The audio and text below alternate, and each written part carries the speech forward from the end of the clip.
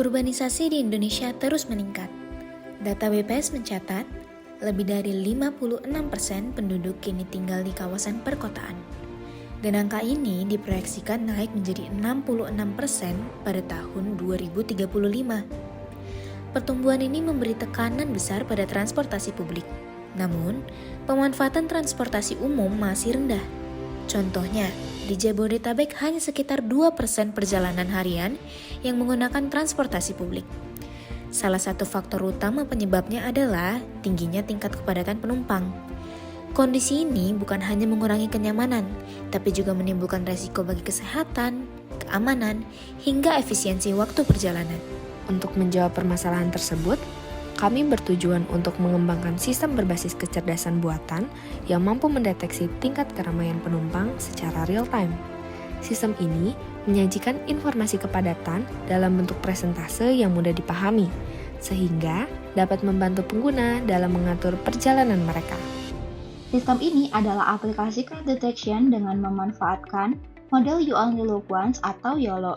Aplikasi ini bekerja dengan memproses citra dari kamera, kemudian mendeteksi jumlah orang dalam setiap frame. Secara teknis, sistem dibangun menggunakan Python dengan Fast API sebagai backend, OpenCV untuk pemrosesan gambar, dan YOLO VA sebagai model deteksi objek. Output model divisualisasikan dalam bentuk angka persentase, kemudian ditampilkan melalui antarmuka web sederhana. Dengan cara ini, penumpang bisa mengetahui kondisi kepadatan sebelum naik. Sementara, operator memperoleh data yang bermanfaat untuk pengelolaan transportasi secara lebih efisien. Ini adalah aplikasi CrowdCheckr, prototipe untuk Smart City. Di sini, pengguna bisa memilih jenis transportasi yang ingin dicek, apakah kereta atau bis. Jika memilih kereta, akan muncul tombol untuk mengecek semua gerbong.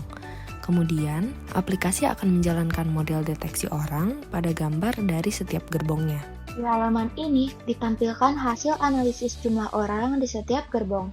Setiap kartu berisi total orang, tingkat kepadatan dalam persen, dan status, apakah low, medium, atau high crowded.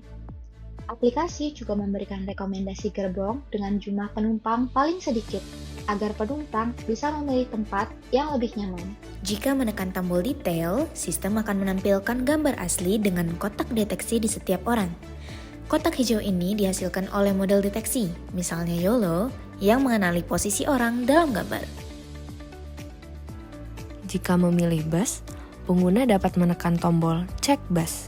Sistem kemudian menampilkan jumlah orang, presentase crowded, serta opini singkat seperti bus masih cukup kosong.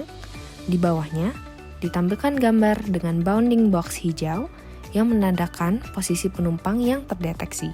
Dengan aplikasi CrowdCheckr ini, penumpang bisa lebih mudah memilih transportasi yang tidak terlalu penuh.